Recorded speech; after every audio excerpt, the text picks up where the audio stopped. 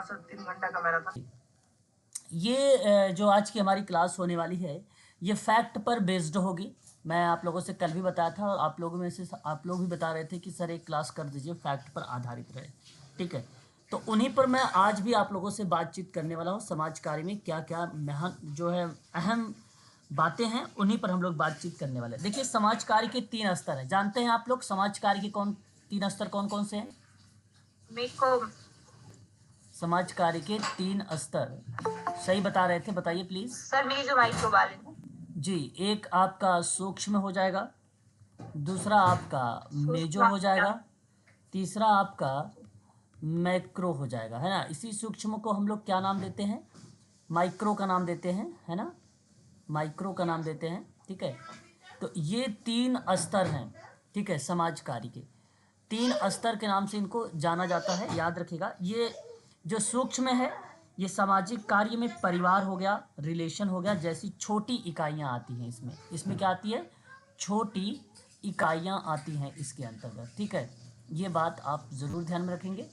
और जब बात करते हैं मीज़ो के बारे में तो समाज कार्य एक समुदाय की तरह या उसके माध्यम के आधार पर यहाँ पर इन प्रणालियों का अध्ययन किया जाता है। तो बेसिकली अगर मैं आपसे कहूँ तो आप कह सकते हो कि समाज कार्य का एक समुदाय की तरह यहाँ पे समुदाय की तरह, ठीक है, प्रणालियों का वर्णन करेगा, प्रणालियों का वर्णन करेगा इसमें। और एक मैक्रो होता है, ये सोशल वर्क में अगर मैं बात करूँ सामाजिक जो भी नीतियाँ वगैरह हैं, आप नीति प्लस में प्रणाली इनमें शामिल किया गया है ना। नीति और प्रणाली को इसके अंतर्गत जो है शामिल किया गया है। तो ये एक प्रकार का मैक्रो जो लेवल होता है वो बृहद स्तर के नाम से जाना जाता है। इसमें सरकारी प्रणालियाँ शामिल की गई हैं, इसमें नीतियाँ शामिल की गई हैं। ठीक है, सामाजिक कार्यकर्ता की वकालत हो गया, शोध हो गया, प्रशासन की भूमिका हो गई, ये सारी चीज़ें इसके अंतर्गत शामिल किया गया। यहाँ तक कि पैरवी प्रशासन की बातें भी इन्हीं के अंतर्गत रखी गई है मैक्रो के। जब बात करते हैं मीज़ो में तो मीज़ो स्तर में किसी भी दिन आपके सामाजिक कार्य के सूक्ष्म और स्थूल जो स्तर होते हैं उनकी बारे में यहाँ पर जिक्र किया गया है। ठीक है, तो समुदाय हो गया, स्कूल हो गया, टीम हो गया, संगठन हो गया, इनकी मदद करते हुए पाया जाता है मीज़ो सोशल वर्क। ठीक है, और सर जो माइक्रो। अस्पताल है वो भी इसी में आएगा ना? जी जो अस्पताल है वो भी मीजो में आएगा ना सर? बिल्कुल, अस्पताल हो गया, स्कूल हो गया, आपका टीम हो गया, ये सब मीज़ो का ही पार्ट है। बिल्कुल सत्य है। ठीक है, तो ये 3 आप लोगों को ये बातें याद रखनी होगी। ठीक है, आपने नाम सुना होगा एक पीपल प्लान। पीपल प्लान का निर्माण कब हुआ था जानते हैं आप लोग? प्लीज़ बताइएगा एक बार। पीपल प्लान, पीपल प्लान सन 1943 में M.N. राय के द्वारा किया गया था। ठीक है, ये देखिए जो बच्चे इसे अक्षय जी कल के लिए आप ध्यान रखिएगा, ऐसे सवाल आपको हो सकता है पेपर में मिल जाए। ठीक है, तो पीपल प्लान 1943 याद रखिएगा। और ये परीक्षा में अगर आपसे पूछेगा कि ये किसकी भूमिका रही है तो आप बता सकते हो M.N. राय महोदय की भूमिका इसके अंतर्गत रही है। सवाल पूछा भी जाता है, ठीक है, कि किसके द्वारा बनाया गया है पीपल प्लान। ठीक है, तो और ये पीपल प्लान किस पर आधारित है तो आप ध्यान रखिएगा इकोनॉमिक प्लान पर आधारित है, जिसको आप लोग क्या बोल सकते हो? आर्थिक योजना पर बेस्ड है, पर आधारित है। ठीक है, ये बात आप ध्यान में रखेंगे, है ना। और इसके अंतर्गत अगर हम बात करें और भी कुछ महत्वपूर्ण तथ्य हैं उनके बारे में भी थोड़ा सा हमें पता होना चाहिए कि लोगों की योजना जो है आर्थिक योजना किसने तैयार किया तो M.N. राय ने तैयार किया था। और योजना ने कृषि और उत्पादन को प्राथमिकता दी है। इस योजना ने किस पर दिया है, बात किया है? कृषि प्लस में उत्पादन की प्राथमिकता दी है। ठीक है, प्राथमिकता दी है। ठीक है, ये बात आप ज़रूर ध्यान में रखिएगा। और जय नारायण यहाँ पे एक नाम आता है वो भी आप सभी लोग ध्यान में रखेंगे। उनका नाम आता है जय नारायण, सॉरी जय प्रकाश नारायण होगा, जय प्रकाश नारायण। ठीक है, याद रखिएगा इनका नाम भी। इन्होंने 1950 में सर्वोदय योजना लेकर आए थे इसी आधार पे। ठीक है, 1950 में जो पीपल प्लान है, तो इसी में बेसिकली सर्वोदय योजना लेकर आए थे। लेकिन आपको लोगों को पता होगा कि महात्मा गांधी जी की भूमिका है, तो भारतीय श्रम संघ की ओर अगर तैयार करने की कोई प्रतिक्रियाएं थी तो वो पीपल प्लान था। तो उन्हीं के आधार पर जयप्रकाश नारायण ने 1950 में सर्वोदय योजना को लेकर आया था। ठीक है। नेहरू महालनोबिस मॉडल कब आया था, ये आपको थोड़ा सा ध्यान रखना होगा। पता है किसी को? नेहरू नेहरू महल, ठीक है, महल नोबिस, ठीक है, ये बात आप ध्यान रखिएगा। नेहरू महल नोबिस मॉडल है एक, और ये मॉडल कब आया था तो आप सबको पता होना चाहिए, 1955 में आया था। ठीक है ना, ये बात आप लोगों को ध्यान में रखना होगा। ठीक है। और भारतीय संविधान कब लागू हुआ? भारतीय संविधान कब लागू हुआ तो बताइएगा एक बार। ये सुमृत वाले में सवाल आ सकता है, और ये इजी सवाल है, प्लीज़ बताइएगा जरूर। संविधान लागू कब हुआ है तो 26 जनवरी 1950 को लागू हुआ है। ठीक है, ये बात आप याद रखिएगा। ठीक है। अच्छा, योजना आयोग की स्थापना कब हुई है? योजना आयोग की स्थापना कब हुई? प्लीज़ बताइएगा आप लोग। योजना 15 मार्च 1950। हाँ, 15 मार्च 1950 की स्थापना हुई थी, पहली पंचवर्षीय योजना के दौरान, है ना।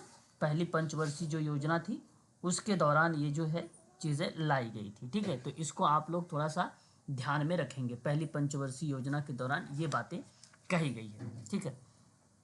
और इसके बाद अगर हम बात करें, पहली पंचवर्षीय योजना सामुदायिक विकास कार्यक्रम पर भी आधारित थी। तो सवाल बनता भी है, सामुदायिक विकास कार्यक्रम कब आया था?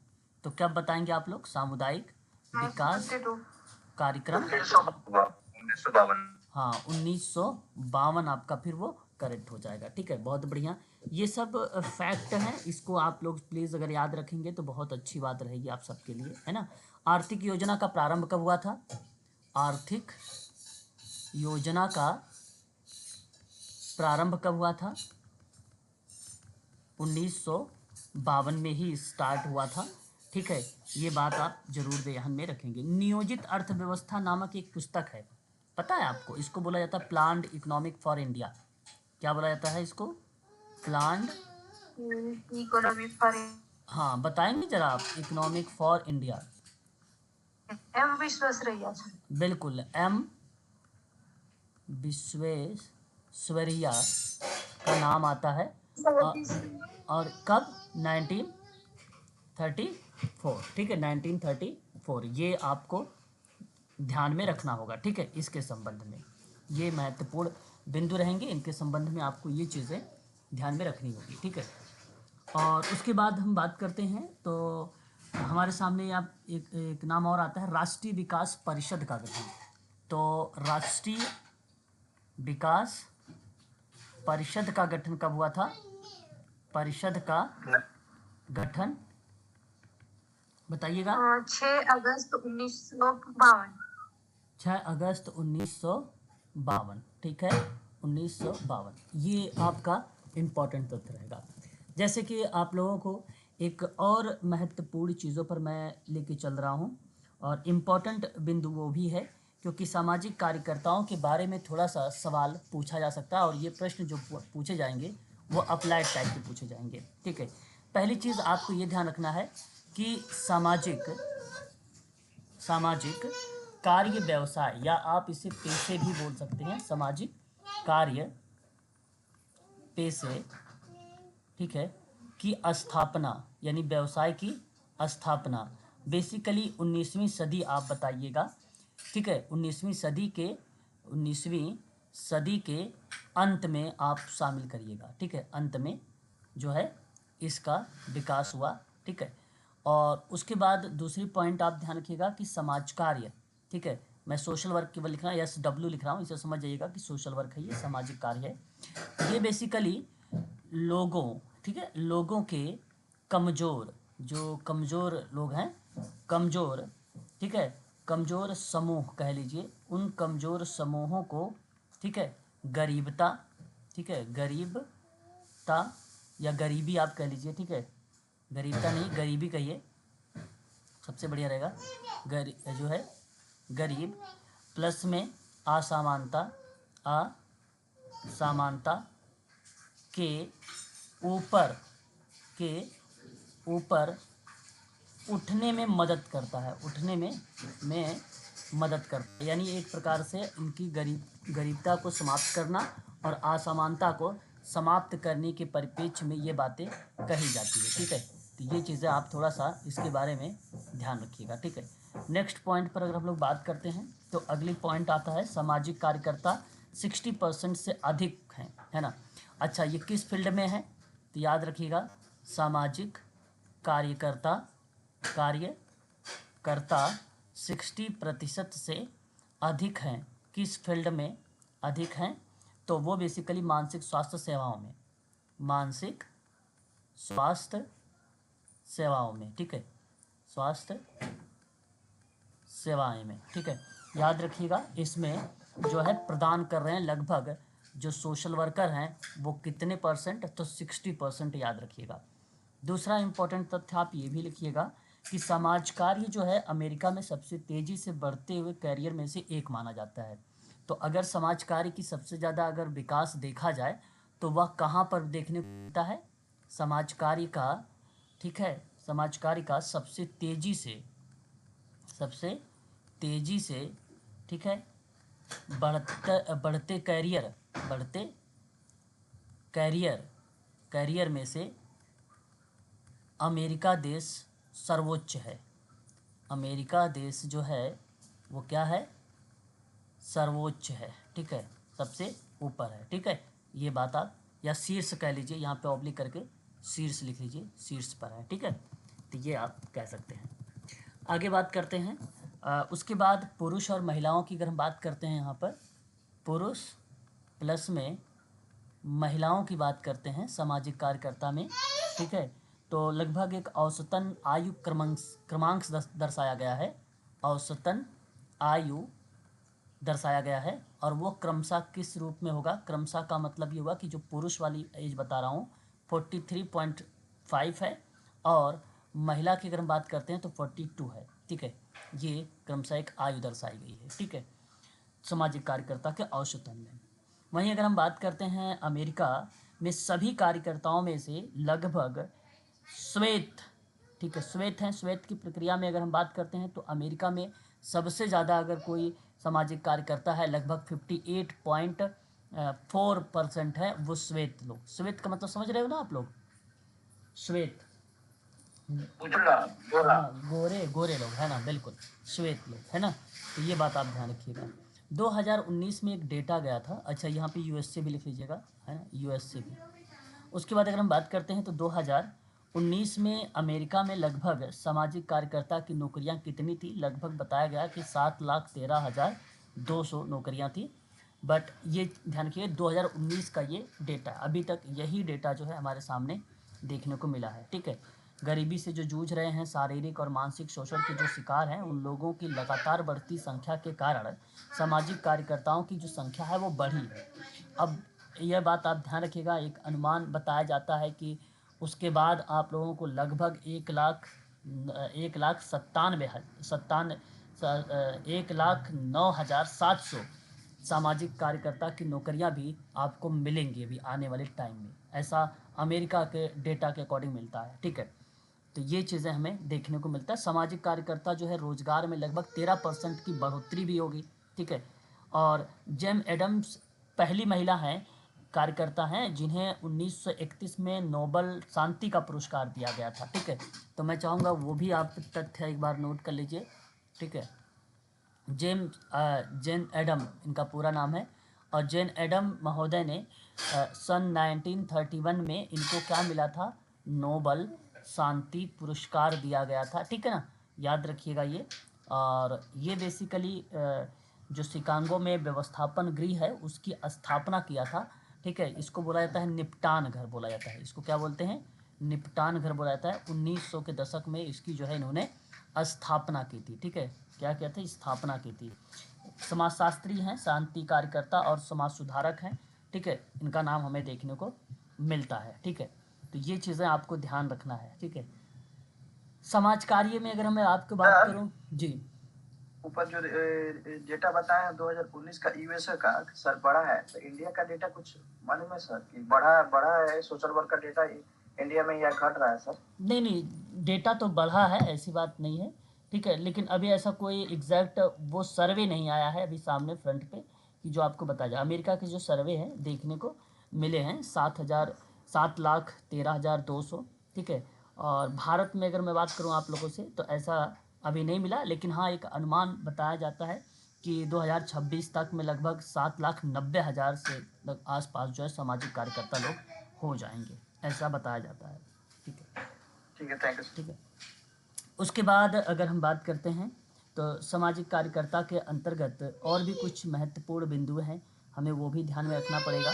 सामाजिक कार्यकर्ता जीवन के सभी चरणों में लोगों की मदद करते हैं, बच्चों से लेकर बुजुर्गों तक के, और गोद लेने से लेकर धर्मशाला देखभाल तक की सभी स्थितियों में सामाजिक कार्यकर्ता की एक अहम भूमिका हमें देखने को मिलती है, ठीक है। तो इसके संबंध में आप लोगों को ये चीज़ें ध्यान में रखनी होगी। आपने एक नाम सुना होगा NASW के बारे में, NS, ठीक है, NASW। उम्मीद है कि आप सब लोग इसके बारे में जानते होंगे। National association of social work है, इसकी स्थापना सन 1955 में हुई, और ये बेसिकली भूमिका कब चीज़ों पर निकालता है, आचार्य संहिता में, तो 1960 वाले वर्ष में देखने को मिल जाती है इसकी, ठीक है। साथ ही साथ अगर मैं आपसे बात करूं तो इसमें कुछ विषय शामिल किया है इसने, तो वो इस विषय को लेकर सवाल पूछ सकता है। तो आप ध्यान रखिएगा, एक विषय है इसकी गोपनीयता को बनाए रखने की बात करता है, ठीक है, गोपनीयता को।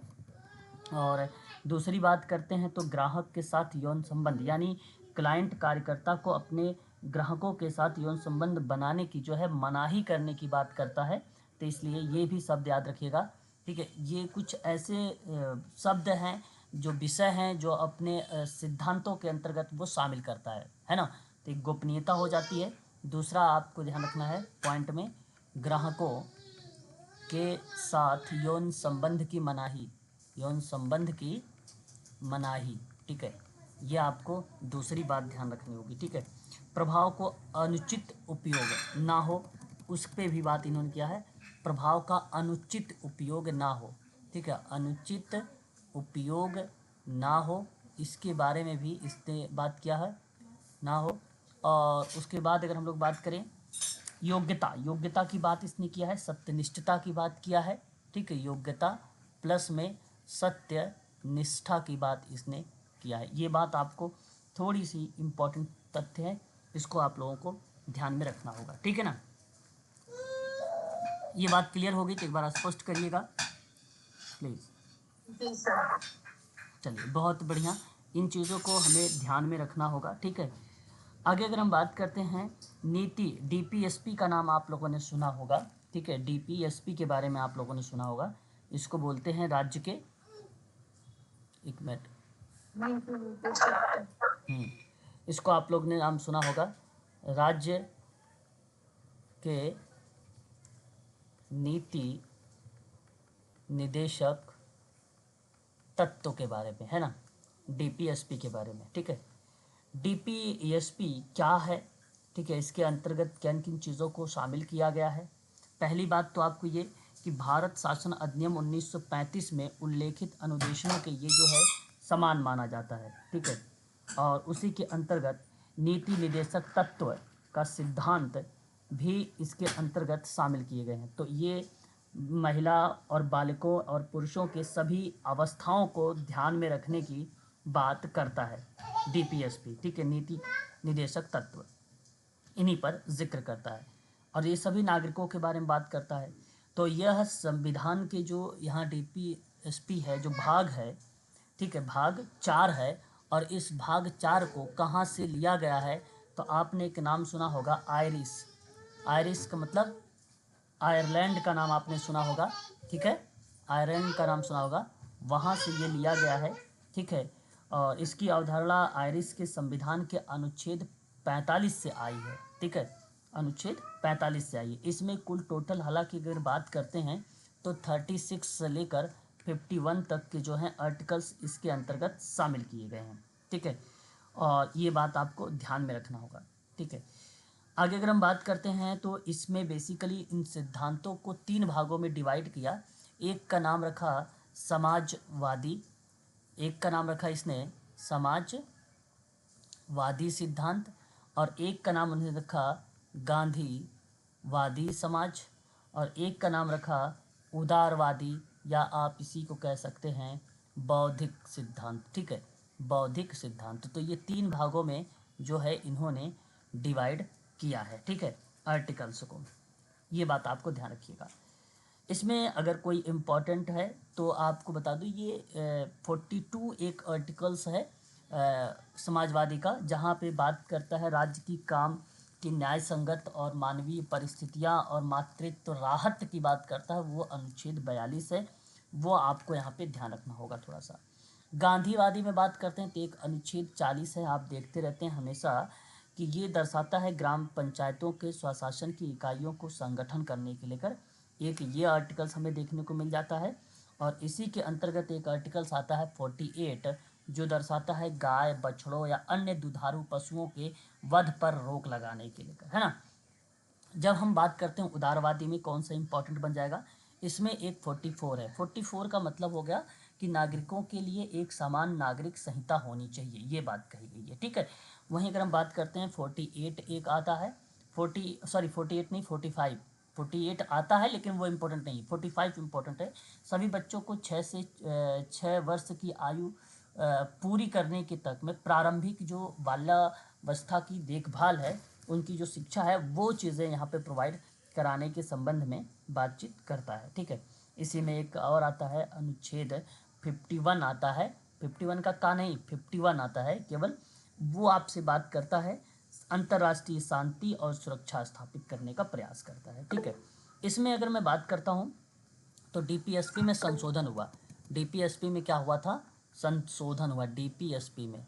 जब ये संशोधन का पार्ट हुआ तो एक 42वां संविधान संशोधन में हुआ था, 42वां संविधान संशोधन, और वो हुआ था 1976 में। ठीक है, तो इसमें जो है भाग 4 में कुछ बदलाव किए गए हैं। जैसे कि अगर मैं बदलाव की बात करूं तो 3 आर्टिकल्स हैं, प्लीज़ इनमें 3 आर्टिकल्स आप ध्यान रखिएगा। एक आर्टिकल 39 का ए था, और एक आर्टिकल जो था वो 43 का ए था, और एक आर्टिकल जो था 48 का ए था।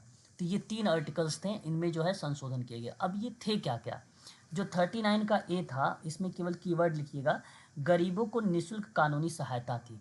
तो ये बेसिकली गरीबों की निःशुल्क सहायता थी, ये आप थोड़ा सा ध्यान रखेंगे पहला। और 43 का जो ए था वो उद्योग के प्रबंधन में श्रमिकों की भागीदारी थी।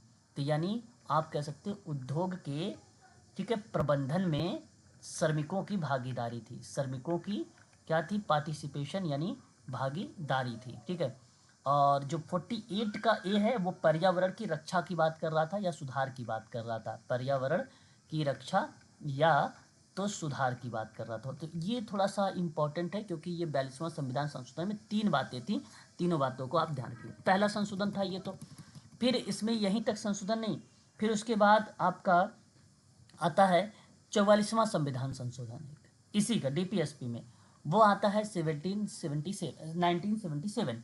1977। इसमें धारा 2 को अनुच्छेद 38 में सम्मिलित किया गया, घोषित भी किया गया कि राज्य के विशेष रूप से आय में आर्थिक असमानता को कम करना।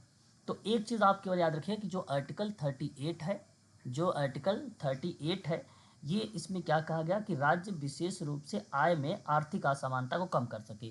तो यानी आर्थिक असमानता जो है, आर्थिक असमानता को क्या कर सके, कम कर सके, ये बात इसमें कही गई थी 38 वाले में। हालांकि मौलिक कर्तव्यों की सूची से उसी समय एक और पॉइंट मिल जाता है, तो जो संपत्ति का अधिकार है उसको क्या कर दिया गया था, हटा दिया गया था। संपत्ति के अधिकार को क्या कर दिया गया था, संपत्ति को अधिकार को क्या कर दिया गया था, हटा दिया गया था। ठीक है, हटा दिया गया था, ये बात आप ध्यान रखिएगा। फिर हम बात करते हैं, ये दूसरा संशोधन था। इसी में एक और तीसरा संशोधन आप ध्यान से रख सकते हैं अपने मन में, वो है 86वां संविधान संशोधन 2002 का। इसमें अगर मैं बात करता हूँ तो अनुच्छेद जो 45 है, जो अनुच्छेद 45 है, 45 है, विषय वस्तु को उसको बदल दिया गया। अब वही विषय वस्तु जो बदली गई वो बेसिकली प्रारंभिक शिक्षा को अब मौलिक अधिकार बना दिया गया। तो यानी इसको बदल कर कहाँ पर रख दिया गया, मौलिक अधिकार में रख दिया गया। यानी अनुच्छेद जो बना वो 21 का ए बना, या आप कह सकते हो का, भी या तो आप ए कह सकते हो, ठीक है। तो ये बेसिकली 2-3 बातें थी, इसको आप लोगों को थोड़ा सा डीपीएसपी के संबंध में याद रखना है। इसमें कुछ कुछ अगर हम बात करें तो कुछ केसेस थे, केसेस का वर्ष केवल आपको याद रखना है बस। इसमें अगर हम बात करें तो कुछ केसेस हैं, उन केसेस के वर्ष याद रखने हैं, ज़्यादा नहीं। जैसे कि अगर मैं आपसे बात करूं, आपने एक नाम सुना होगा जो है चंपकम दोराय राजन वर्सेस मद्रास राज्य। ये जो केसेस थे 1951 का था। सर्वोच्च न्यायालय ने फैसला सुनाया था कि मौलिक अधिकार और डीपीएसपी के बीच भीख संघर्ष के मामले मौलिक अधिकार में मान्य होंगे, ऐसी बात इसमें कहा गया था। और एक अगर हम बात करें तो एक आपका आता है गोलकनाथ वर्सेस पंजाब राज्य, ठीक है। और ये 1967, देखिए ध्यान से, ये जितने केसेस बता रहा हूँ ये डीपीएसपी के केसेस हैं, ठीक है। इसमें बात हुई तो इसमें जो है सर्वोच्च न्यायालय ने घोषणा किया था कि डीपीएसपी के क्रियान्वयन के लिए भी संसद द्वारा मौलिक अधिकारों में संशोधन नहीं किया जाएगा, ऐसा इस केस में बताया गया था। तीसरी बात आपको ध्यान रखना है, वो बहुत फेमस है, शायद सबको पता होगा, केशवानंद भारती वर्सेस केरल राज्य। और ये था 1973, ये पेपर में आ भी चुका है ना, पेपर में आया भी है। और अगर मैं बात करूं तो इसमें सर्वोच्च न्यायालय ने गोलकनाथ वाले मामले को 1967 के अपने फैसले को खारिज कर दिया था और कहा कि संसद जो है संविधान के किसी भी हिस्से में संशोधन कर सकती है, लेकिन वो मूल संरचना नहीं बदल सकती, जो चीज़ें पहले से हैं उसको नहीं बदल सकती, लेकिन संशोधन कर सकती है। तो ये सब बात सर्वोच्च न्यायालय यहाँ पे कहा था। और एक लास्ट केस है, और वो केस है मिनर्वा मिल्स, है ना, मिनर्वा मिल्स वर्सेस आपका भारत संघ है। और यह अगर हम बात करते हैं तो 1980 में आया था केस, और इसमें सुप्रीम कोर्ट ने दोहराया कि संसद संविधान के किसी भी हिस्से में संशोधन कर सकती है ना, मूल ढांचे नहीं बदल सकती, बाकी किसी भी संशोधन कर। तो कोई भी इसमें ऐसा कोई केस नहीं था, हर केस में यही कोर्ट कह रही थी कि आप जो मूल चीज़ें हैं उसमें आप बदलाव नहीं कर सकते हैं, ठीक है। ये बातें आपको थोड़ा सा इसमें ध्यान में रखना होगा। अब सर ऊपर जो केशवानंद भारती लिखे हैं सर, किसी इंडिविजुअल पर्सन का नाम है या किसका नाम है सर? केशवानंद भारती, ये कोई भी केसेस होते थे, वो किसी कोई व्यक्ति अगर कर रहा था तो अपने नाम पर ही करता था, है ना, तो उसके खिलाफ लड़ाई होती थी तो वो नाम रख दिया जाता था, ठीक है। तो ये सब में आता है गोलकनाथ।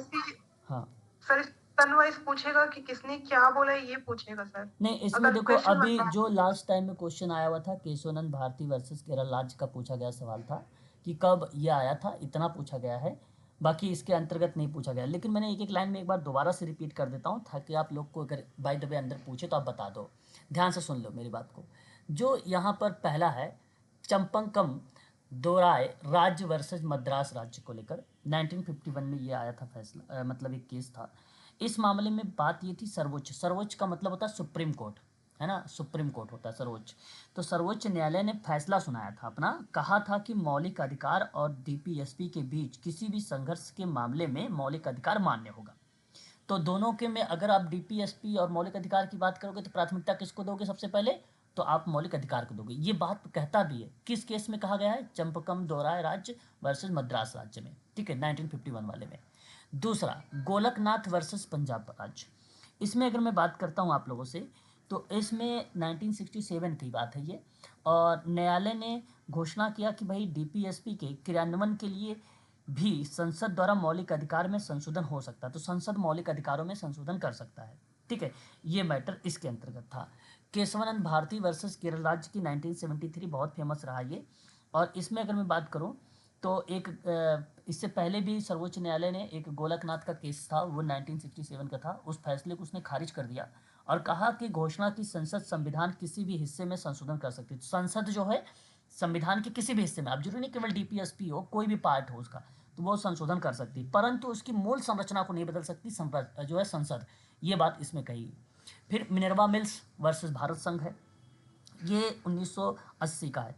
सुप्रीम कोर्ट ने इसे दोहराया, कहा कि संसद संविधान के किसी भी हिस्से में संशोधन कर तो सकती है, लेकिन मूल ढांचे में नहीं परिवर्तन कर सकती। बात दोनों को सिमिलर थी, ठीक है, ये चीज़ें आप ध्यान रखिएगा। डीपीएसपी के क्रियान्वयन के संबंध में कुछ अधिनियम में आए, उन अधिनियमों को थोड़ा सा मैं आप लोगों को बताना चाहूँगा, प्लीज़ आप लोग उसको ध्यान से सुनिएगा, क्योंकि बहुत इंपॉर्टेंट होगा। आगामी परीक्षाएं जो होने वाली हैं वो आपको मदद करेंगी। सबसे पहला पॉइंट ये, तो देखिए, समाज में श्रमिक वर्ग के हितों के लिए, रक्षा के लिए, बात को ध्यान समझिएगा। मैं डीपीएसपी को ध्यान में रखते हुए मैं श्रम सुधार पर बात कर रहा हूँ। किस पर? श्रम सुधार पर बात कर रहा हूँ, और ये बात कह रहा हूँ कि समाज के श्रमिक, समाज में जो श्रमिक लोग हैं, जो मजदूर लोग हैं, ठीक है, श्रमिक वर्ग के हितों की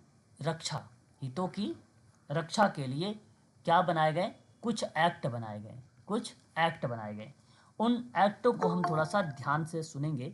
पहली बात तो ये, इस एक्ट में अगर आपसे सवाल पूछता है तो पहला नंबर पे आप नोट करिएगा, न्यूनतम मजदूरी अधिनियम एक है, आप लोग को मालूम होगा, और ये अधिनियम 1948 में आया। तो संशोधन वाली पार्ट, अगर श्रम संहिता की बात आएगी, संशोधन वाली किस तरीके से श्रम संहिता की, तो आप करिएगा 2000, ठीक है, ये बात संशोधन वाला पार्ट में। दूसरा याद रखिएगा, अनुबंधन मतलब एक प्रकार से लर्निंग ही होता है, कंडीशंस ही होता है। श्रम विनिमय है ना, विनिमय, एक्सचेंज, ठीक है, विनिमय। और उन्मूलन का मतलब क्या होता है? कम करना, है ना। और ये अधिनियम 1970 का है, 1970 का है, ये आपका आ जाता है इसमें। आपने नाम सुना होगा बाल श्रम निषेध के बारे में, हालांकि किशोर न्याय अधिनियम से ये दर्शाता है, बट यहाँ पर आपको ध्यान रखना निषेध है इसके संबंध में, ठीक है।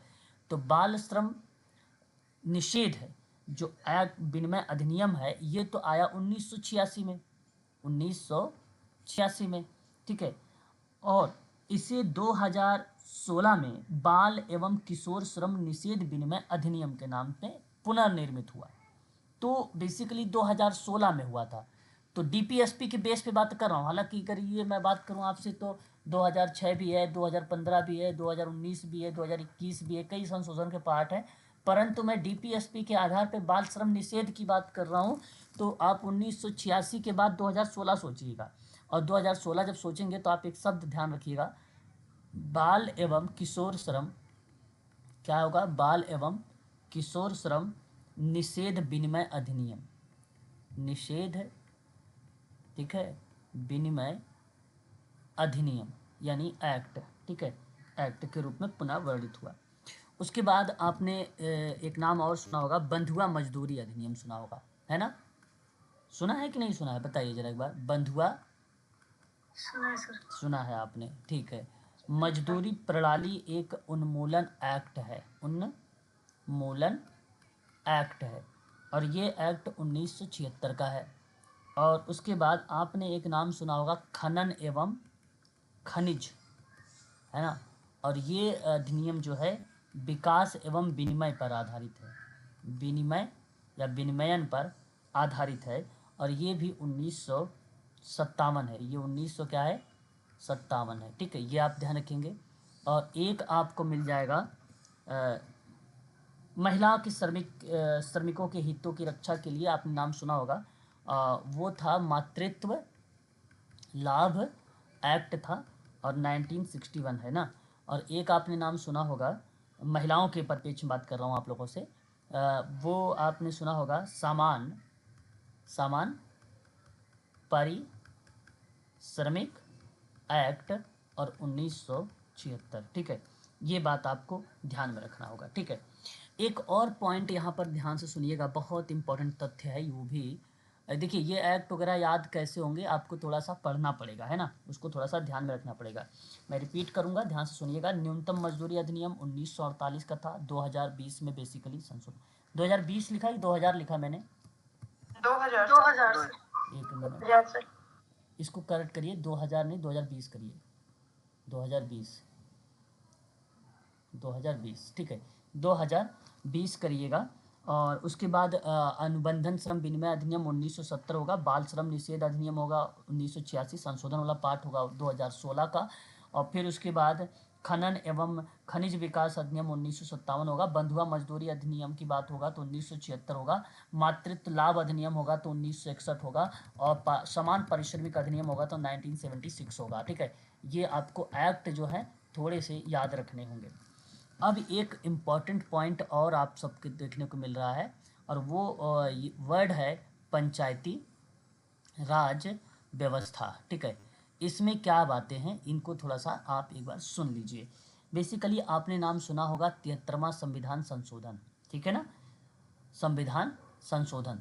इसमें अगर मैं बात करता हूँ तो सन 1992 लगाइएगा, ये कई बार पेपर में आ चुका है। ठीक है, यह चीज़ आप ज़रूर ध्यान में रखिएगा। इसमें बेसिकली त्रिस्तरीय पंचायत राज प्रणाली इसमें शुरू की गई थी। ठीक है, त्रिस्तरीय कौन कौन सा था तो याद रखिएगा, नाम एक ग्राम होगा, दूसरा क्या होगा ब्लॉक होगा, तीसरा क्या होगा जिला स्तर होगा। ठीक है, त्रिस्तरीय नाम से ये जाना जाता है। ठीक है ना, ये बात आप ज़रूर ध्यान में रखेंगे। ठीक है, ये पॉइंट आपके लिए इम्पॉर्टेंट बन जाएगा। ठीक है, कुटीर उद्योग की बात करता हूँ अगर मैं, कौन सी उद्योग, अच्छा ये अनुच्छेद की बात अगर करूँगा इसमें तो अनुच्छेद जो बनेगा वो बन जाएगा आपका कौन सा 40 वाला, 40 वाला, है ना। तो ये भी बात आप ज़रूर ध्यान में रखिएगा। अगला पॉइंट पर आते हैं। अगला पॉइंट पर अगर मैं बात करता हूँ तो आपने कुटीर उद्योग का नाम सुना होगा, सुना होगा ना, सुना है कि नहीं सुना है, सुना है। अनुच्छेद आपका अगर मैं बात करूँ 43, हाँ 43 है, मतलब कुटीर उद्योग को बढ़ावा देता है और सरकार के कई जो बोर्ड हैं वो स्थापित करता है इसके अंतर्गत, वो अनुच्छेद 43 हो जाएगा कुटीर उद्योग में। शिक्षा की अगर बात आप लोगों से की जाएगी तो शिक्षा वाला जो आर्टिकल्स बन जाएगा वो आपका बन जाएगा 45 वाला, निःशुल्क एवं अनिवार्य शिक्षा की बात इसमें कही गई है। ठीक है, यहाँ पर आप एक चीज़ ध्यान रखिएगा। आपने नाम सुना होगा आरटीई के बारे में। आरटीई बेसिकली जब भी आप लोगों से पूछा जाए तो 2009 लगाइएगा, लेकिन अगर आपसे आरटीआई पूछ लिया जाएगा तो आप क्या लगाएंगे 2005 लगाइएगा। तो आरटीआई अलग है और आरटीई अलग है। आरटी राइट टू एजुकेशन है, राइट टू इन्फॉर्मेशन है। ठीक है, इस चीज़ को आप जरूर ध्यान में रखिएगा। तो लेकिन यहाँ पर मैं बात करूँगा मेन चीज़ जो है वो राइट टू एजुकेशन है, जो 2009 में पारित हुआ था। तो यही बात बताएगी कि शिक्षा को 6 से 14 वर्ष के जो बच्चे होंगे प्रत्येक बच्चों को मौलिक अधिकार के रूप में उनको स्वीकार किया जाए, ये बातें इसके अंतर्गत बताई गई थी। ठीक है ना, उसके बाद डीपीएसपी में और भी चीज़ें हैं, जैसे अगर मैं बात करूं तो ग्रामीण क्षेत्र का विकास। अब देखिए ग्रामीण क्षेत्र का विकास कैसे, तो ग्रामीण क्षेत्र का जब भी विकास होता है तो हमारे सामने एक ही बात आता है, और वो बात क्या है, वो बात है सामुदायिक विकास कार्यक्रम। सामुदायिक विकास कार्यक्रम आता है जब भी ग्रामीण क्षेत्र के बारे में हम बात करते हैं तब, और यहाँ पर वो प्रक्रिया बन जाती है 1952 वाली। आपने एक और चीज़ यहाँ पर आप सोच रहे होंगे, वो भी चीज़ें ध्यान में रखिएगा, और वो आता है एकीकृत ग्रामीण विकास कार्यक्रम। ठीक है, ये भी आता है। तो इस कार्यक्रम की अगर मैं आप लोगों से बात करूंगा तो 1978 और 79 में इसको शुरू किया गया था, लेकिन सामुदायिक विकास कार्यक्रम 1952 में शुरू किया गया था। ठीक है, याद रखिएगा। यहीं अगर मैं आपसे बात करूं तो आपने नाम सुना होगा मनरेगा के बारे में, है ना, कौन सा मनरेगा। ये मनरेगा वाली पार्ट में अगर हम बात करते हैं तो वर्ष 2006 में ये बेसिकली अपनी एक अहम भूमिका निभाता है मनरेगा। आपको बता दूं कि ये 100 दिन का जो है रोज़गार देता है, दिन की जो वेतन देता है वो 225 रुपये देता है, ये वेतन देता है दिन का, और 100 दिन का रोजगार प्रोवाइड कराता है मनरेगा। ये बेसिकली इस पे आधारित है। इसमें अगर हम बात करते हैं तो अनुच्छेद 47 आप ज़रूर इसमें याद रखें, आर्टिकल जो है 47, जहाँ पे राज्य सार्वजनिक स्वास्थ्य के सुधार के लिए कदम उठाया और नशीली पेय और स्वास्थ्य के लिए हानिकारक नशीली पदार्थों के सेवन को रोक लगाता है। तो मैं आपसे कहूँगा कि इसमें जो अनुच्छेद होगा वो आपका 47 आ जाएगा। ठीक है, ये बात आप ज़रूर इसमें ध्यान रखिएगा। ठीक है, तो ये यहाँ पर आपका क्लियर हो गया। ठीक है, क्लियर। और उसके बाद आपको ध्यान रखना है पर्यावरण। यहाँ पर पर्यावरण में वही आर्टिकल्स बता रहा हूँ मैं जो परीक्षा में आपको देखने को मिल सकता है। ठीक है, पर्यावरण में तो पर्यावरण में कौन कौन से आपको अनुच्छेद मिलेंगे मैं आपको बता देता हूँ। एक अनुच्छेद आपको मिलेगा वन्यजीव संरक्षण एक्ट 1972, इम्पॉर्टेंट है।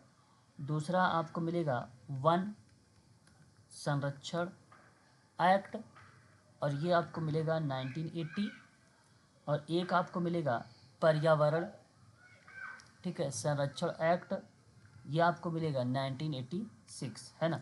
तो ये बेसिकली कि ये तीनों जो एक्ट थे, ये तीनों एक्ट की भूमिका क्या थी, वन्य जीवों और वनों की सुरक्षा को लेकर थी, ठीक है। वन्य जीवों और वनों की क्या थी, सुरक्षा की बात की गई थी, ठीक है ना। ये बात आप इसमें ध्यान रखिएगा। क्लियर है, इतनी बात अगर स्पष्ट है तो फिर बताइए, फिर मैं आगे बढ़ता हूँ। जी सर। ठीक है, देखिए केवल वही चीज़ों पर बात करें जो प्रश्न हम लोगों को परीक्षाओं में मिल जाए या जिसके संबंध में कुछ तथ्य मिल जाए, वह बात किया जाए तो सबसे उचित माना जाता है, ठीक है। तो मैं आप लोगों से कहूँगा इन चीज़ों को आप ज़रूर ध्यान में रखेंगे। परीक्षा के दृष्टिकोण से अगर मैं बात करूँ तो ये काफ़ी इम्पोर्टेंट रहेगा, ठीक है ना।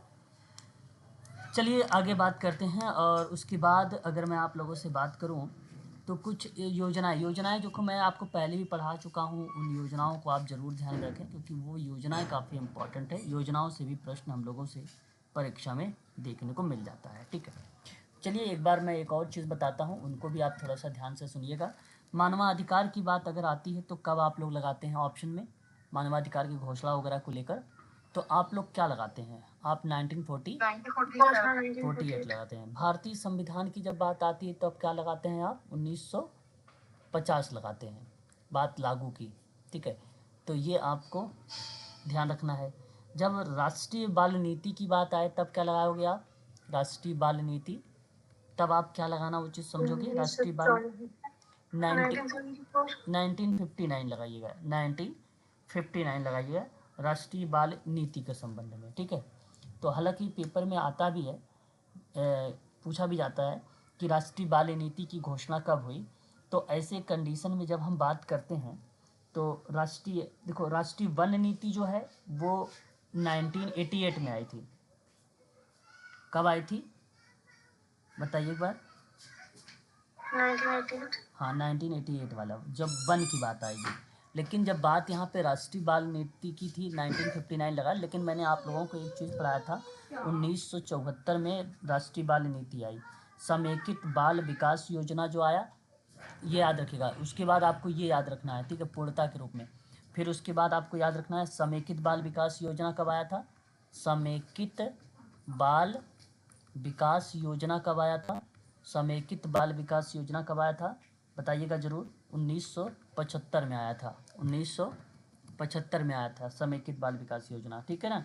1993 में राष्ट्रीय पोषण नीति आई थी, राष्ट्रीय पोषण, ठीक है, राष्ट्रीय, अगर हम बात कर रहे हैं राष्ट्रीय पोषण नीति को लेकर तो वो 1993 में आई थी, 1993 में आई थी, ठीक है, याद रखिएगा। और बच्चों के लिए जो राष्ट्रीय चार्टर है, चार्टर एक्ट है, वो कब आया था, बच्चों के लिए राष्ट्रीय चार्टर, बच्चों के लिए, ठीक है, राष्ट्रीय चार्टर जैसे कई प्रयास हुए तो वो राष्ट्रीय चार्टर क्या होता है? बिल्कुल बताते हैं। देखिए 2003 में बेसिकली क्या हुआ, यहाँ जो जिक्र किया गया वो राष्ट्रीय चार्टर के बारे में बात किया गया। राष्ट्रीय चार्टर होता क्या था, वही बातें थी जहाँ पे बंधुआ मजदूरी रोकने की बात, 6 से 14 साल की, 6 से 14 वर्ष के जो बच्चे हैं उनको मुक्त एवं अनिवार्य शिक्षा कानून बनाकर लागू करना, ये जो है भावना 2003 में राष्ट्रीय चार्टर में किए गए वादे थे। उसमें कुछ वादे होते हैं कि भाई आपको ये चीज़ें करना है, तो बच्चों के लिए जो वादे बनाए गए थे वो 2003 में बनाए गए, वो राष्ट्रीय चार्टर कहलाता है। चार्टर का मतलब एक प्रकार से वादा ही आप यहाँ पे समझ सकते हो, ठीक है ना। इसके संबंध में बच्चों के अधिकार कौन कौन से होते हैं, तो बच्चों के 5 ही अधिकार होते हैं। उन 5 अधिकार को आप जरूर ध्यान रखिएगा, क्योंकि पेपर में पूछता है, आपको एलिमेंट करना होगा। एक आपको ध्यान रखना है शिक्षा का अधिकार, दूसरा आपको ध्यान रखना है खेल कूद, और तीसरा आपको ध्यान रखना है, हालांकि खेल कूद और मनोरंजन एक ही जैसा रिलेट होता है, और एक आपको याद रखना है सांस्कृतिक,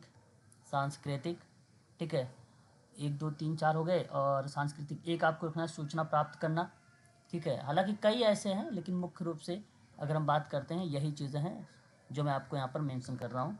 और उसके बाद विचारों की चेतना, ठीक है, विचारों की चेतना, और एक लास्ट लिख लीजिए धर्म की स्वतंत्रता, धर्म की स्वतंत्रता, इतनी जो है बच्चों के अधिकार के अंतर्गत बात कही गई है। ठीक है, तो ये आप जरूर ध्यान रखिएगा। इनमें से कोई पेपर में पूछ लेगा कि बताइए निम्न में से कौन सा है कौन सा नहीं है। शिक्षा है, खेल कूद है, मनोरंजन है, सांस्कृतिक है, सूचना प्राप्त है, सूचना प्राप्त करना है, विचारों की चेतना हो गई, धर्म की स्वतंत्रता हो गई, बच्चों के संबंध में ये अधिकार है उनको मिलना चाहिए। ठीक है, ये बात आपको यहाँ पे ध्यान में रखना होगा। क्लियर है इतनी बातें? एक बार बता दीजिए प्लीज, एक बार यस बता। सर।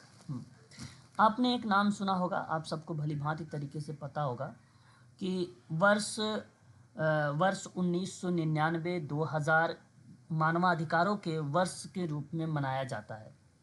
उम्मीद है कि आप लोगों ने, मैंने जब आपको क्लास ले रहा था तो वहाँ पर आप लोगों से ये जिक्र भी किया था। हालांकि पहली बार मानवाधिकार दिवस कब मनाया गया था? पहली बार मानवाधिकार दिवस कब मनाया गया था? पहली बार अगर हम बात करते हैं आप लोगों से, मानवाधिकार दिवस कब मनाया गया था, तो 10 दिसंबर आप लोग लगाइएगा, सन 1950 में ही मनाया गया था। ठीक है, पहली बार। और 1999 और 2000, ठीक है, 2000, ठीक है, ये जो वर्ष की बात करते हैं तो मानवाधिकार वर्ष माना जाता है, मानवाधिकारों का वर्ष माना जाता है। ठीक है ना, वर्ष माना जाता है। ठीक है, याद रखिएगा भाई, ये भी पॉइंट इम्पोर्टेंट है परीक्षा के दृष्टिकोण से। ठीक है, याद रखिएगा, भूलिएगा मत। ठीक है, उसके बाद अगर हम बात करते हैं 10 दिसंबर को मानवाधिकार दिवस कह लीजिए या विश्व मानवाधिकार दिवस कह लीजिए।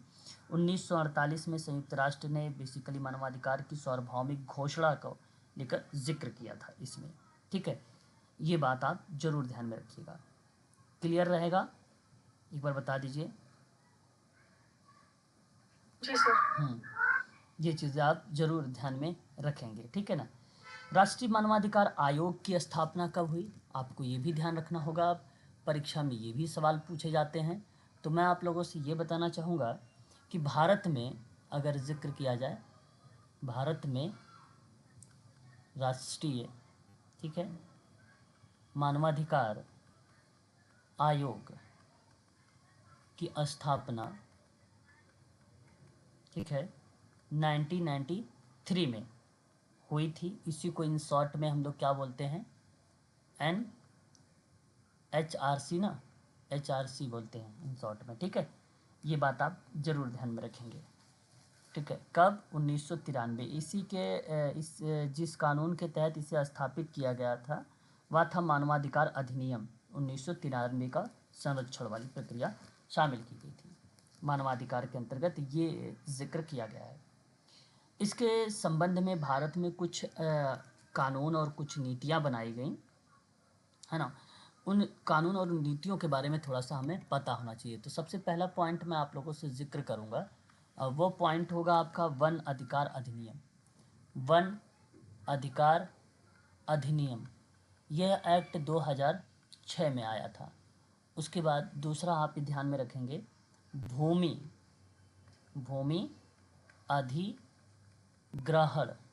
अधिग्रहण पुनर्स्थापना, क्या था? पुनर्स्थापना एक्ट, वर्ष जो था वो 2013 का था, 2013 का था। ठीक है, तो ये मुआवजा और स्थापना का अधिकार बेसिकली था दूसरा वाला। तीसरा अगर हम बात करते हैं तो ये स्ट्रीट वेडर्स का नाम सुना होगा, ये बहुत इंपॉर्टेंट है, हो सकता है पेपर में देख लीजिए आप लोग कल। स्ट्रीट वेडर्स की बात कर रहे हैं। स्ट्रीट वेडर्स जो है ये एक एक्ट है, और इस एक्ट में अगर हम बात करें तो 2014 में ये एक्ट आया था। ठीक है, ये बात आप ध्यान रखिएगा। अब देखिए, भारत के संबंध में व्यापारी और कुछ वैज्ञानिकों का प्रदर्शन कैसा रहा है। तो आपने एक नाम सुना होगा, विश्व प्रेस जो है विज्ञप्ति। ठीक है, मैं यहाँ पे हेडिंग डालूंगा ताकि आप इजीली इसको समझ सकें। जैसे मैंने पॉइंट आपको डाला कि भारत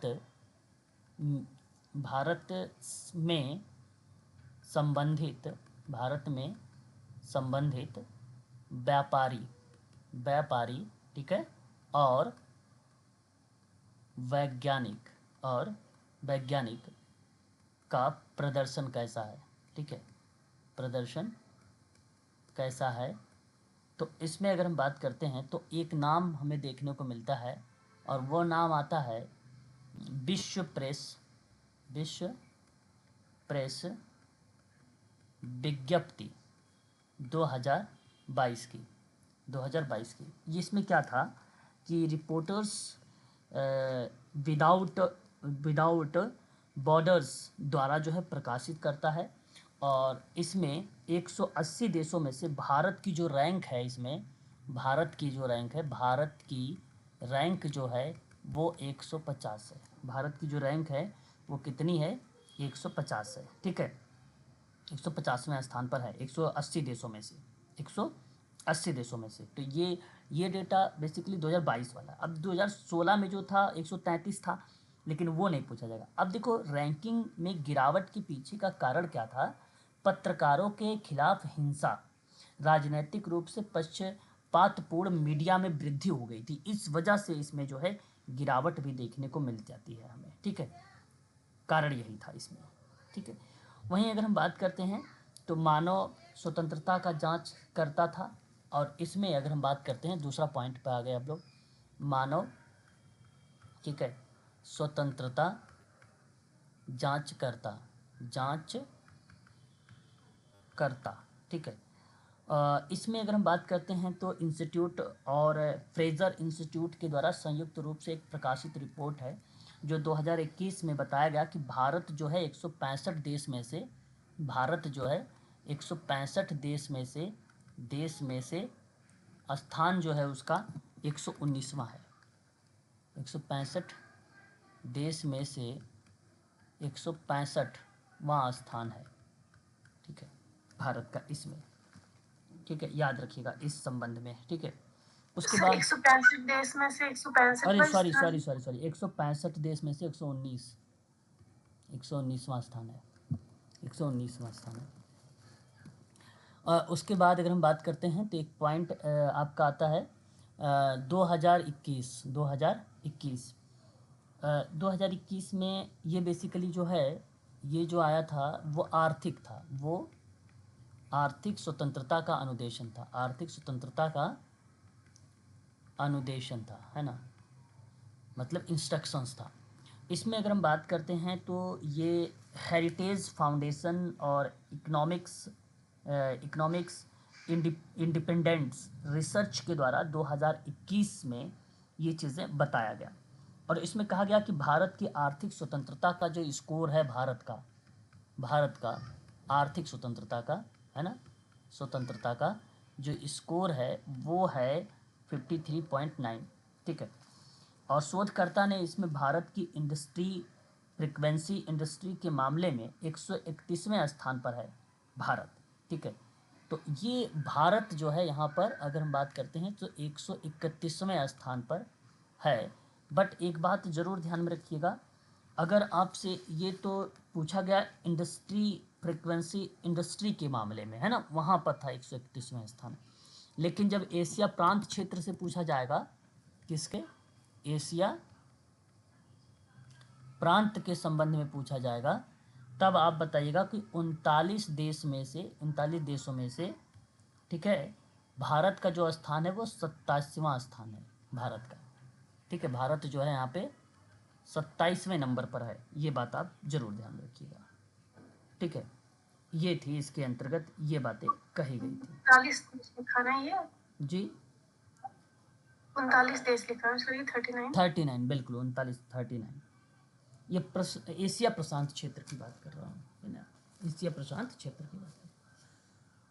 ठीक है, ये बात आपको यहाँ पर इनको ध्यान में रखना होगा। ठीक है, चलिए आगे बात करते हैं। संवैधानिक परामर्शदाता किसको कहा जाता है? संवैधानिक परामर्शदाता जो हैं वो फाउंडेशन का नाम क्या बताए थे सर? फाउंडेशन का नाम क्या बताए थे सर? फाउंडेशन यहाँ पे अगर हम बात करें हेरिटेज फाउंडेशन के द्वारा इकोनॉमिक्स इंडिपेंडेंट रिसर्च 2021 था, उसके द्वारा ये बेसिकली जो स्कोर बताया गया था भारत की आर्थिक स्वतंत्रता का, वो 53.9 था, है ना, 53.9 था। ठीक है ना, बताइए। Okay thank you sir. ये बात आपको थोड़ा सा ध्यान में रखना होगा। आप लोगों ने नाम सुना होगा GATT के बारे में। किसके बारे में? GATT के बारे में। जानते हैं क्या है GATT क्या है? GATT क्या है आपको पता होना चाहिए, प्लीज़ बताइए एक बार। आपको पहले भी मैं इसके बारे में बता चुका हूँ। तो ये बेसिकली अगर हम बात करें तो ये जो है जनरल एग्रीमेंट ऑफ जो है टैरिफ, वो होगा ना, ट्रैफिक होगा। क्या था ये? General agreement on tariffs and trade था, है ना? ठीक है, याद हो गया। याद रखिए इसको भी, TARIFFS, टैरिफ्स एंड ट्रेड मतलब क्या था? यूनियन। ट्रेड का मतलब क्या था? एक प्रकार से यूनियन था, यानी एक प्रकार से संघ था। इसको कहते थे शुल्क तथा व्यापार पर, है ना? शुल्क तथा व्यापार पर सामान्य समझौता था। ये सामान्य समझौता था, ठीक है। इसको इस नाम से भी जाना जाता है। इसको गेट कहते हैं हम। क्या बोलते हैं इसको? गेट बोलते हैं। इसकी शुरुआत कब हुई? ऑफ के जगह अरे सर इसको ऑन क्या होगा लिखे सर। ऑफ के बाद? ऑफ के जगह ऑन होगा सर। ऑन होगा। ओके, यहाँ ऑन कर लो। इसकी हिंदी आप लिख लो, हिंदी बहुत इजी है। प्रशुल्क एवं व्यापार पर सामान्य समझौता,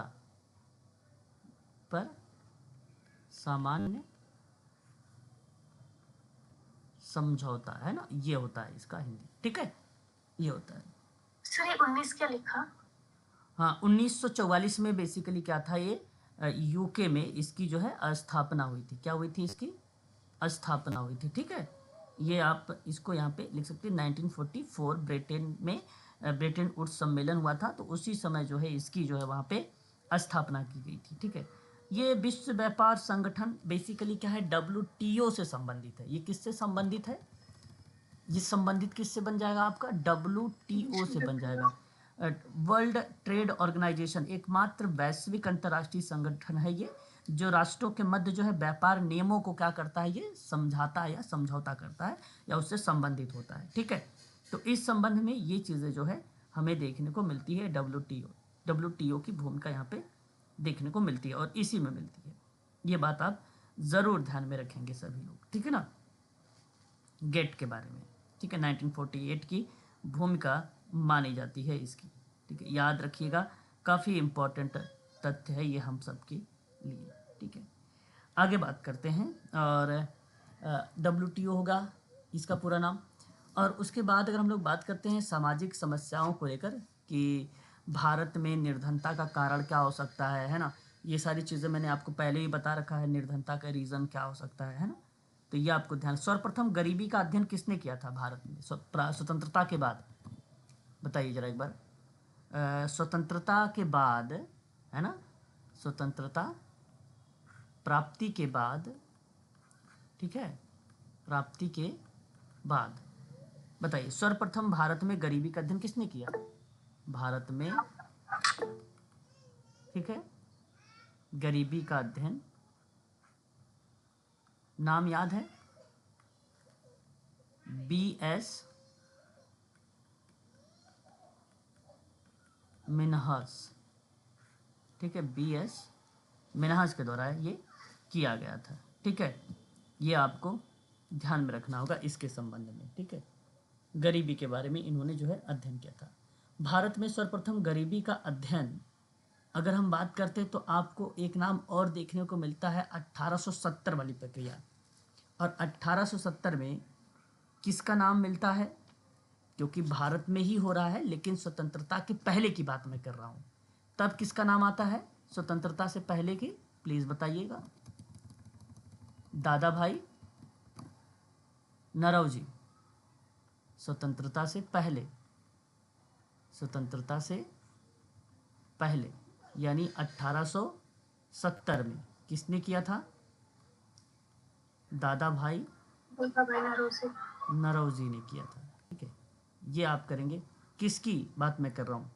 गरीबी का अध्ययन, गरीबी का अध्ययन। ठीक है, ये बात जरूर ध्यान में रखिएगा आप सभी लोग। ठीक है ना। NSS का पूरा नाम क्या है प्लीज़ बताइएगा जरूर।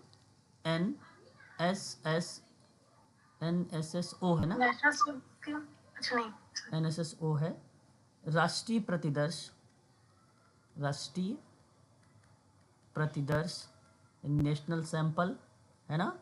सर्वेक्षण संगठन, सर्वेक्षण संगठन, जिसको हम लोग क्या बोलते हैं? ऑर्गेनाइजेशन के नाम से जानते हैं। ये सामान्य बेरोजगारी क्या है, साप्ताहिक बेरोजगारी क्या है, प्रचंड बेरोजगारी क्या है ना, दैनिक स्थिति की बेरोजगारी क्या है, इन सब के बारे में ये बातचीत करता है। ठीक है, राष्ट्रीय प्रतिदर्श सर्वेक्षण संगठन के संबंध में ये बातें कही जाती है। ठीक है, इसको आप ज़रूर ध्यान में रखेंगे, काफ़ी इम्पोर्टेंट है ये हमारे लिए, पेपर में पूछा जा सकता है। ठीक है, NSSO का मुख्यालय जो है दिल्ली फरीदाबाद में है, दिल्ली फरीदाबाद में इसका मुख्यालय है। ठीक है, उसके बाद अगर हम बात करते हैं तो आपने एक नाम सुना होगा, संपूर्ण ग्रामीण रोजगार योजना, संपूर्ण, ठीक है, ग्रामीण रोजगार योजना। यह 25 दिसंबर 2011 में यह योजना जो है लाई गई थी। ठीक है, इसे भी आप लोग याद रखिएगा। महिला समख्या कार्यक्रम कब लाया गया था? महिला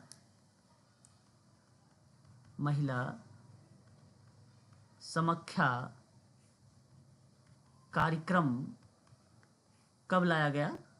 तो 1989 में शुरू हुआ था। ठीक है, ये भी आप ध्यान में रखेंगे। क्लियर रहेगा? बताइए, एक बार स्पष्ट करिए।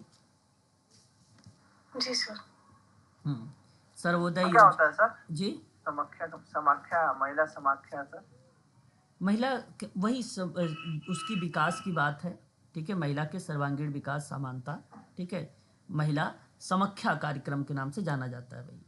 ठीक है, इसी को समख्या के नाम से हम लोग जानते हैं, इसी कार्यक्रम को।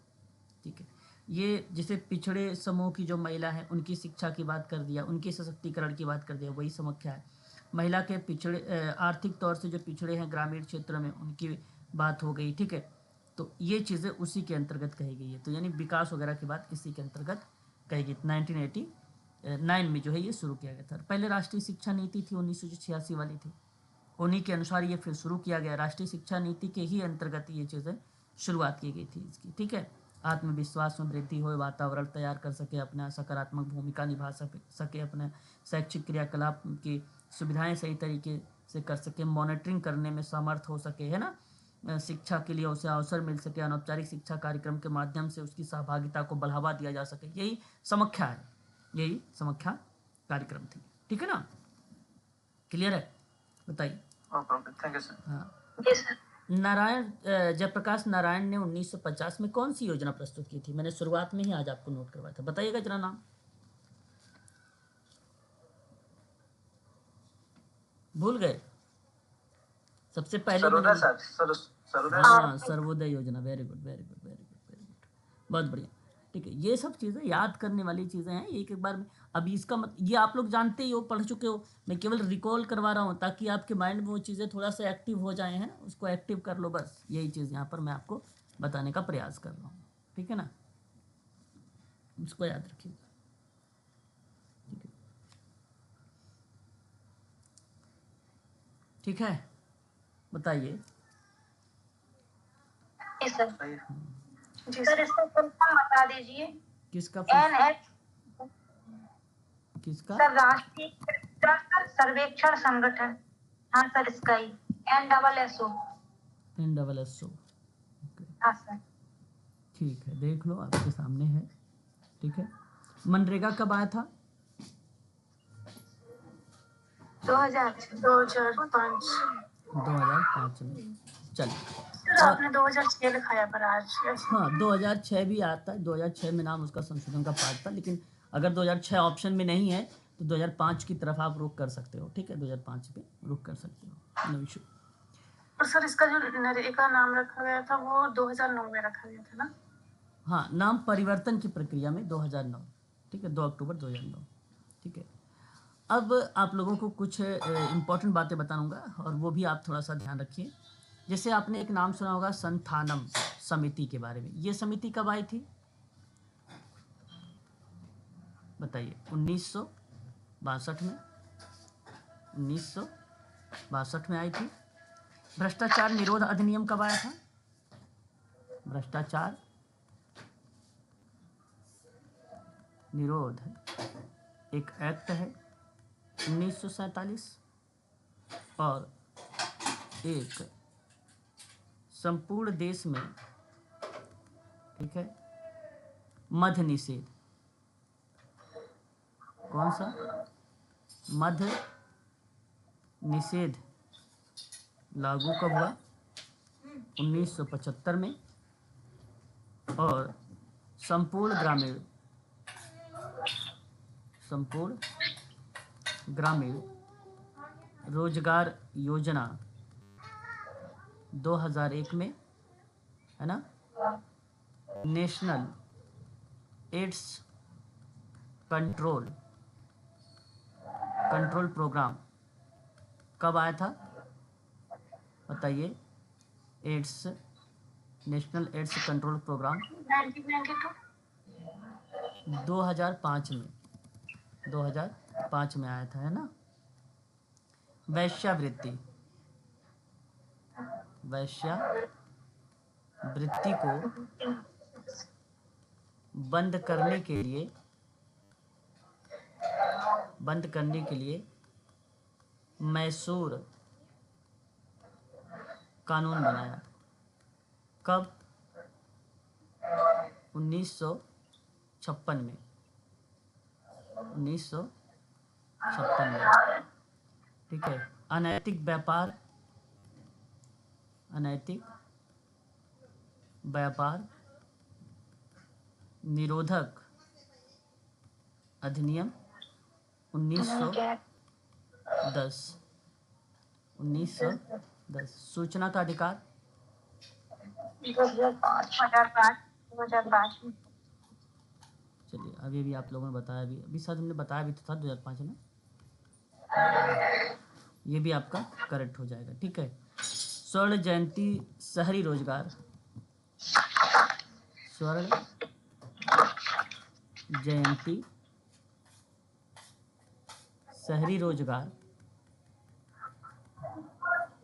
1999, ठीक है। और vision 2020 for India, vision 2020 for India कब आया था? 2012 में, 2012 में, ठीक है। 20 सूत्री एक कार्यक्रम है, 1975 में आया था। 20 सूत्री 20 फार्मूलेज प्रोग्राम है, इसको जाना जाता है 20 सूत्री कार्यक्रम 1975 में, 1975 में, ठीक है। क्लियर रहेगा? बताते रहिएगा साथ साथ प्लीज़, ठीक है। ये हमारे लिए इम्पोर्टेंट हो जाएगा। मुस्लिम अधिनियम कब आया था? मुस्लिम अधिनियम कब आया था बताइए? 1939 में, ठीक है ना, 1939 में। राष्ट्रव्यापी परिवार नियोजन कार्यक्रम शुरू करने वाला प्रथम देश कौन सा बताइए? राष्ट्रव्यापी परिवार नियोजन कार्यक्रम शुरू करने वाला देश भारत है। CSR सबसे पहले कहाँ पर आया था? भारत में आया था। CSR भी कहाँ आया था? भारत में ही सबसे पहले आया था। ठीक है, और आप ये भी याद रखेंगे, राष्ट्रव्यापी परिवार नियोजन कार्यक्रम भारत में, ठीक है, शुरू किया गया था। ये भी आप जरूर ध्यान में रखेंगे। और कब शुरू किया गया था? तो 1952 में शुरू किया गया था, 1952 में शुरू किया गया था। ठीक है, कॉरपोरेट सामाजिक उत्तरदायित्व भारत में कब शुरू किया गया था? ये भी आप ध्यान रखेंगे, CSR के बारे में है, कॉरपोरेट सोशल रिस्पॉन्सिबिलिटी। जो प्रक्रिया गढ़ी गई है वो कब गढ़ी गई है, कब ये प्रक्रिया हमारे सामने आई है? तो कहीं कहीं हमें देखने को मिलता है 1953, ठीक है, बट अमेरिका के अर्थशास्त्री हावर्ड बोबेन के द्वारा, बिजनेसमैन थे, इन्होंने उसमें अपनी भूमिका निभाई थी। परंतु CSR जो है आधुनिक समाज में जो उभर के आया है वो 1960 लगाइएगा, 1953 मत करिएगा। 53 में जिक्र होता है अमेरिका का, ठीक है, अमेरिका का, ठीक है, 1960 लगाइएगा। ठीक है, क्लाइंट और समाज के बीच कंपनी की जो ब्रांड होते हैं उसकी प्रतिष्ठा को बढ़ाने के लिए CSR को यूज में लाया जाता है। ठीक है ना, बताते चलिए साथ साथ। जी सर। क्लियर है? चलिए, बहुत बढ़िया है कि आप लोगों को ये चीज़ें पता है और आप लोग जानते हैं। ठीक है, बहुत अच्छी बात है। चलिए आगे बढ़ते हैं और भी चीज़ों के बारे में जानने का प्रयास करते हैं। ठीक है, आपने नाम सुना होगा प्राथमिक समूह के बारे में। प्राथमिक समूह की प्रक्रिया की बात अगर हम लोग करते हैं तो नाम कोले का आता है, CH कोले महोदय। प्राथमिक समूह के बारे में इनका नाम हमें देखने को मिलता है। साथ ही साथ अगर हम बात करते हैं तो आपने एक नाम और सुना होगा, लुकिंग सेल्फ की बारे में बात करें या आत्मदर्पण का सिद्धांत की बात करें तब भी इन्हीं का नाम हमें देखने को मिलता है। समाजीकरण की प्रक्रिया में एक अपनी अहम भूमिका निभाते हैं CH कोले महोदय। ठीक है, ये बात आपको ध्यान रखना होगा। ठीक है, वहीं अगर हम माइंड सेल्फ एंड सोसाइटी की बात करते हैं तो किसका नाम आता है? मीड का। किसका? मीड का। आई एंड मी का भी जिक्र होता है। बाद में इन्होंने सेल्फ जैसे शब्दों को रिलेट कराया। और फिर साथ ही साथ अगर हम बात करें तो एक शब्द याद रखिए, और वो शब्द है माइंड सेल्फ एंड सोसाइटी। किसका नाम आता है? जॉर्ज मीड का नाम आता है ना? जॉर्ज मीड का नाम आता है। मनोविश्लेषणात्मक सिद्धांत के पिता किसे कहा जाता है? सिगमंड फ्रायड को कहा जाता है। किसको कहा जाता है? सिगमंड फ्रायड को कहा जाता है। बिल्कुल सही जवाब। फ्रायड ने कुल 5 अवस्थाओं के बारे में बात किया। तो शायद मैंने कल बताया भी था, आप लोगों को बहुत बार बता चुका हूँ। एरिक एरिक्सन ने 8 सिद्धांतों के बारे में बात किया है। मैस्लो ने 5 सिद्धांतों के बारे में बात किया है।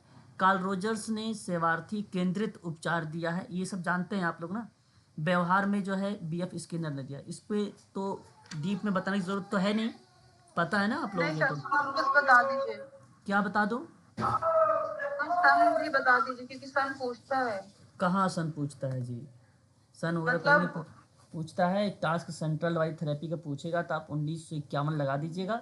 बाकी आप लोगों से BF Skinner, Sigmund Freud, Pavlov वगैरह के सन वगैरह नहीं आते हैं। ठीक है ना। TS क्या पूछा जाता है उसका पूछ लिया जाता है।